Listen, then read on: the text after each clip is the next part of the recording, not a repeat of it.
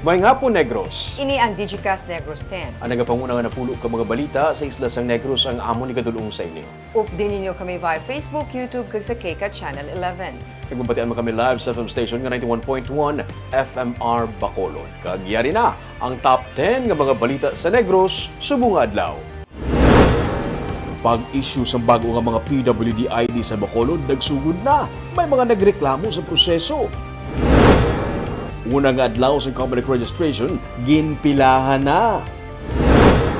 Sunog na bangkay, nakitaan sa kampo sa Banwa San Isabela. Masobra sa 5 milyones pesos kabalor sa suspected shabu, nakuha sa separado kay bust operation sa Kabangkalan kag San Carlos City. Kag sa Good Vibes, saksihan ang 31st Kalikalihan Harvest Festival Cultural Competition.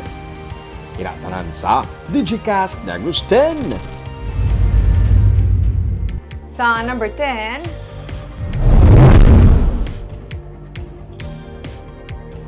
panaad sa Negros Festival ang iga-launch sa Marso 8.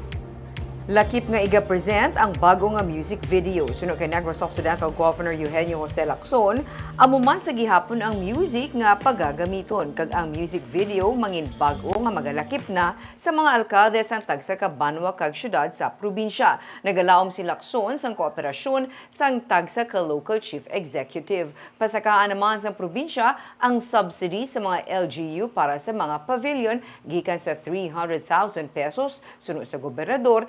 Ini ang mangin 350,000 pesos subong nga tuig. Nakaschedule ang panaad sa Negros Festival sa Abril 15 tubto 21. Mangin Executive Director naman si Provincial Tourism Officer Cheryl Dicena. We'll be presenting a new music video. The song is the same, pero we will just change the video. Hopefully we will include all local chief executives in the video. So I'm hoping for their cooperation.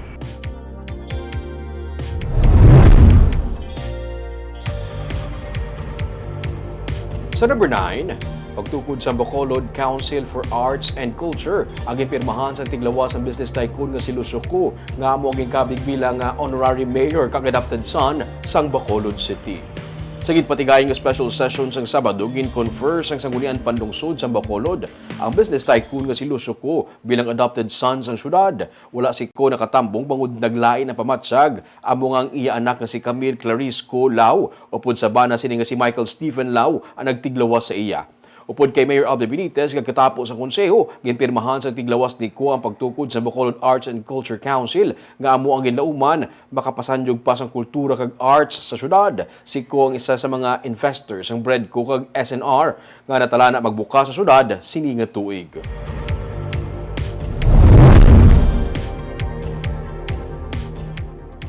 Sa number 8, teenage pregnancy sa probinsya ang isa ka serious concern kag dapat hatagan sa nagakaigo nga igtalupangod.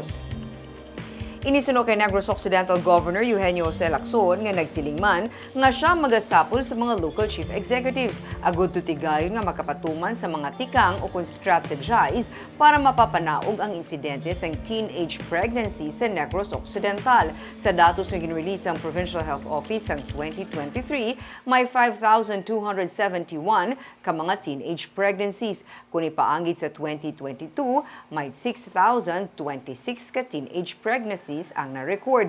Luyag ni Governor Lacson nga magpatuman sa tikang nga ang tuyo tuman mapanubo ini. Sunod sa datos ng PHO, kalabanan sa teenage mothers, mga out-of-school youth. Magaupod trabaho ang Negros Occidental sa mga grupo nga sarang makatutok sa sitwasyon. Mangin kabahin man diri ang Teresita Lopez Halandoni Provincial Hospital nga sang sinilamang nagbukas ng ilang Family Planning Training Center suno kay Lacson.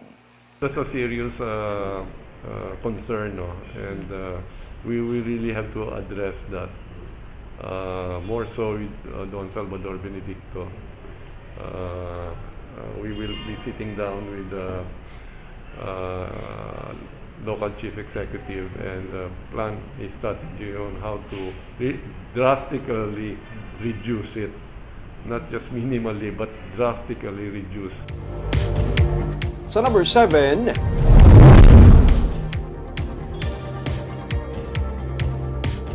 Masobra sa 5 milyones pesos tanan ang balor sa shabu nga nakuha sa separado nga mga buy-bust operation sa Kabangkalan kag San Carlos City. Arestado ang 3 ka mga persona sa Hacienda San Lucas, Barangay Hilamunan, Kabangkalan City, pasado las 7 kay nasang aga matapos makuhaan sang 600 grams ukon 4,080,000 pesos kabili sa ginaligar shabu. Ang mga sospek aging kilala nga sanday Laiki Vina, Hamid Sangakala kag Cherry Tuazon dunsay mga residente sa Barangay Santa Elena, Iligan City, Lanao del Norte. Ang buy-bust operation ang pangunahan sa PNP Drug Enforcement Group ug Special Operation Unit 6. Ang mga arestado ang turnover sa Kabangkalan City Police Station. Sunod sa hepe sa Kabangkalan PNP nga si Police Lieutenant Colonel Roberto Indiape Jr. Sa Bacolod pa natabo ang transaksyon kag sa Kabangkalan City na nagduhulay sang items. Sa San Carlos City naman, may kapin sa 2 milyones pesos nga ginapatian sa shabu ang tigayon nga nakuha sa otoridad sa buy-bust operation sa Hope Street, Barangay 5, sang Sabado sang Udto. Ang mga sospek, ginkilala nga sanday Carlos Opicar, Julius Escanilian, Alexis Jeffer Damandaman, kag Reynaldo de la Peña. Una nga nabaklan sang balor 800 pesos nga shabu ang mga sospetsado kag sa ginusisa nakit-an pagid ang 18 ka plastic sachet sa suspected shabu nga nagalabot sa 300.01 grams ang kabugaton kag may market value nga 2,060,468 pesos. Ang mga sospetsado pasakaan sa kaso nga paghupot kag pagbaligya sang illegal nga droga.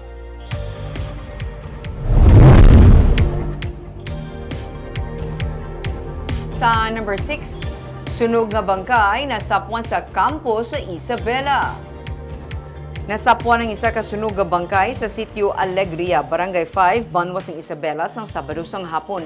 Sunog kaya Police Captain RJ Dangarang ang hepe ng Isabela PNP. Antes pa man masapwan ang bangkay, may ginpatigayon nga pagsunog sa kampo bangod inugtapas na ang tubo kag ginapatihan na dala ang bangkay sa pagkasunog. Wala pa sa gihapon na kilala ng bangkay kag wala pa matumod kung ini isa ka babae o kung lalaki. Apang ang bangkay ang igapaidalom na sa medical legal examination. Wala man sa reported missing person ang Banwas ng Isabela. Panawagan sa Isabela PNP nga magpadulong gilayon sa PNP station kung may miyembro sang himata nga nadula. Padaan ang investigasyon sa kapulisan sa amo nga insidente.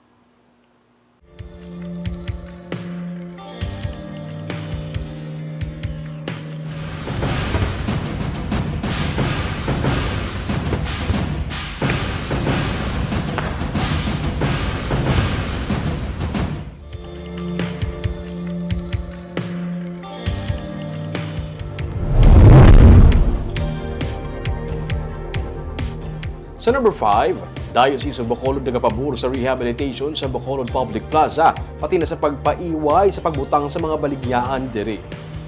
Sa pagsugilano ni Mayor Aldi Benitez sa pamunuan sa Diocese of Bacolod, nagapabor sa Bishop Patricio Buzon sa plano sa syudad nga rehabilitate ang Bacolod Public Plaza.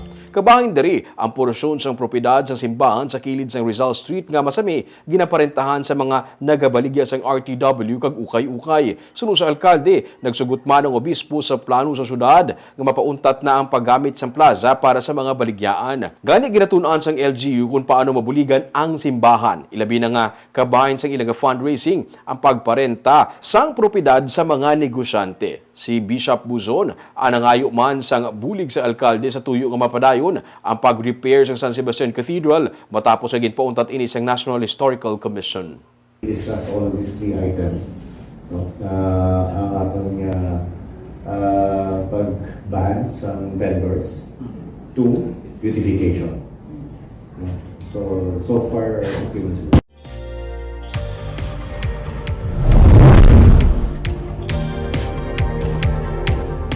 Sa number 4, Mayor Albi Benitez naghatag sang ultimatum sa water supplier kag basiwa angot sa dugang nga water supply. Magatukod sang separado nga kasugtanan ang Bacolod LGU upod sa duha ka mga water supplier kag basiwa Prime Water agud nga matigayo na nga masuguran ang construction ilabi na ang mga pipeline para madugangan ang kinahanglan nga 20 million liter a day nga supply sang tubig sa syudad. Gani kutob sa madason nga semana ang ginhatag nga ultimatum sa alkalde sa mga natungdan. Iniagud man mapadasig ang pag-secure sa kinahanglanon nga mga requirements. Sa ginpatawag nga Water Summit sang alkalde, nakasugtan ang pagpatuman sang construction works para sa Injection Point 2 sa Bacolod Bulk Water Incorporated para sa dugang nga 15 MLD. Ang dugang nga 5 MLD ang magagikan sa spring water sa Barangay Alangilan. Ini magalawig sa 4 kabulan antes ang ginapaabot nga 24/7 nga water supply sa mga konsumidor. Well, we'll be transparent, makita ng mga agreement. First, no, I don't think the city needs to make money sa among arrangement. So pass-through lang niya ang aton nga commercial terms. No? Sa mga iba to, the city has more flexibility pag-abot sa mga other permits. No? So that lessens the timeline or the time frame needed to get this thing done.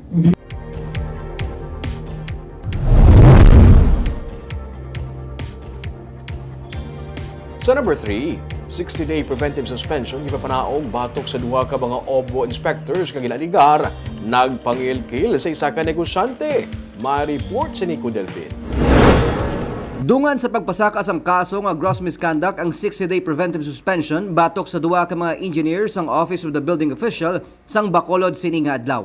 Suno kay City Legal Officer Attorney Romeo Carlos Ting Jr., ang administrative case ang ginpasaka sa duha ka mga regular employees nga nagaserbe bilang building inspectors ang may angot sa ginaligar pagpangilkil sa negosyante nga tagreklamo. Hearing, ma-schedule kami hearing. Ang hearing officer will be me. Dahil may prosecuting attorney man na they will have also option if they will be want to be represented by a lawyer. Sa ginpadala nga explanation letters ang duha ka mga empleyado sa gin-issue nga show cause order sang CLO ilagin panginwala ang mga aligasyon batok sa ila. Pero suno kay Ting, may kuha sang CCTV video kag cellphone video ang biktima nga nagapakita nga nagbaton sang kwarta ang duha ka mga building inspectors nga nag-inspeksyon sa iya kumbuyahan para sa gina-applyan nga clearances gikan sa OBO. No, na 15,000 ang ginapangayon nila, then it was reduced to 5,000. So, ang inyong one is suspension for how many days? Preventive suspension, 60 days. Ginpahayag ni Mayor Albi Benitez nga pagpasaka sang kaso sa ginareklamo nga mga regular employee kabahin sang tikang kontra korupsyon. Be unrelenting sa aton drive sa anti-corruption. No? These are the things that we will never tolerate. So kung it requires to suspend, dismiss a huge number of employees here, then so be it. Sa Balason nga inadlaw, magapagwa man sang rekomendasyon ng City Legal Office batok sa 5 ka mga regular employees nga accountable sa mga government vehicles nga nadula kag ginapatihan kinkawat. Nico Delfin para sa DigiCast Negros. Sa number 2,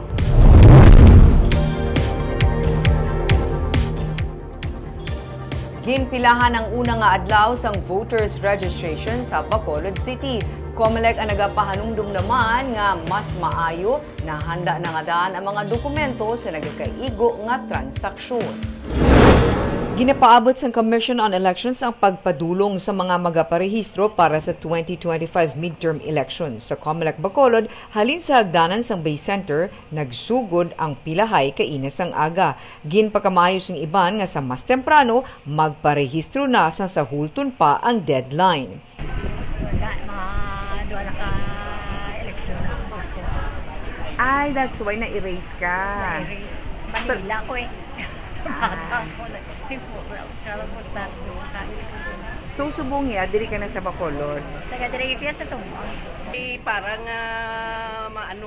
una-una. Oo. Kay kakapoy man, no? Maghulat. Lipuon halan. Kami. Palihog. Ay, ara na, ikaw naging tawag. Sige, ma'am.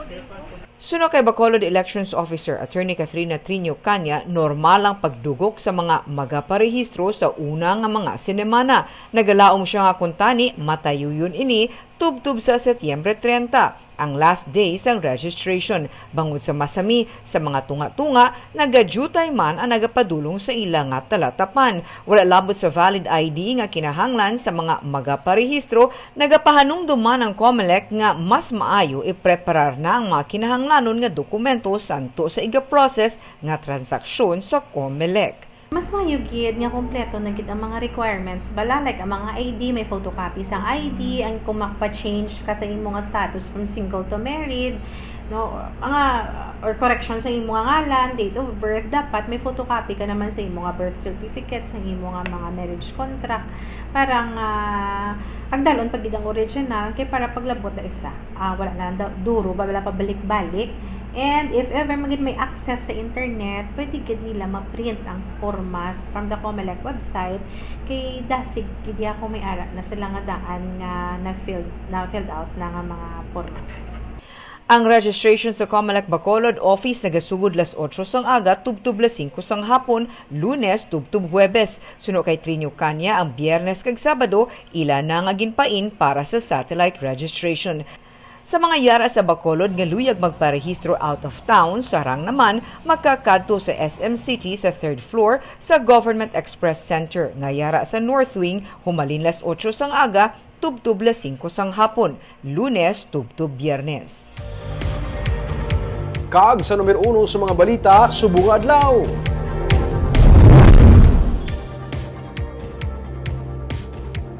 Nagsugod na sa pagpanagtag sang bag-o nga PWD ID sa Bacolod City pero hindi malikawan nga may mga PWD nga nagreklamo bangod.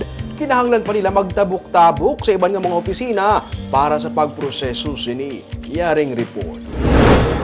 Nalipay si Marivic Bergantin kay ang iya anak ang pinakauna nga naisuwan sang PWD ID kay nasang aga sa Bacolod Express Service Office sa 3rd floor sang Ayala Malls Capital Central.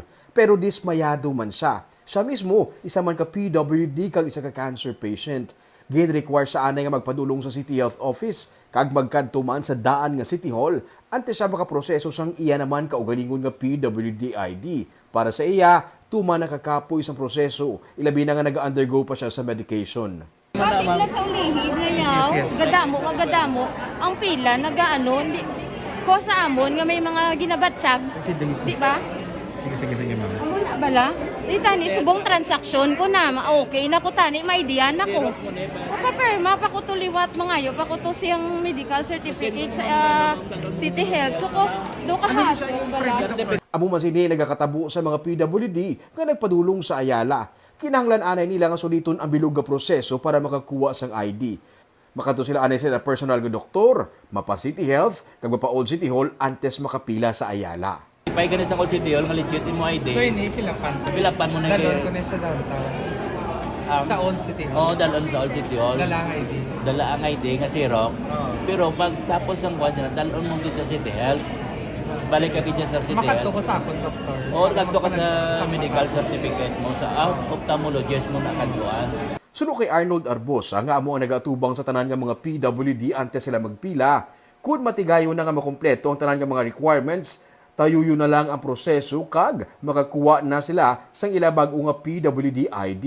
Back to zero kita kag ma-comply kita sa mga requirements kag amo na nang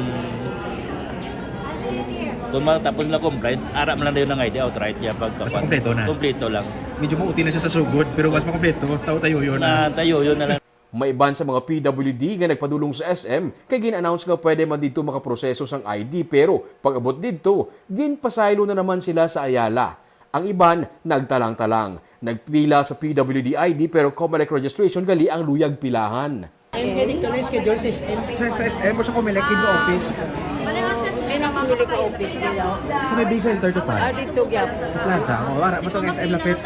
Dito lang si ma'am. Sige lang ma'am, pamugin na. Kada mo bisa mong nirestro.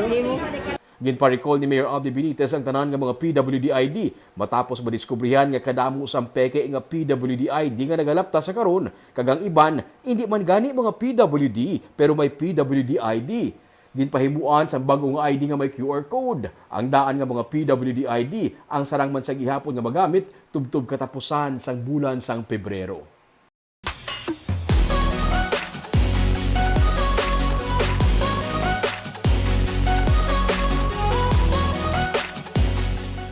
Sa Good Vibes, halin terorismo, karon turismo. Iniangin pabugal ni Mayor Marcelin de la Cruz sa ika-31 nga Kalikalihan Festival sang Don Salvador Benedicto. Barangay Igmayaan naman ang inkampyon sa Kalikalihan Cultural Competition.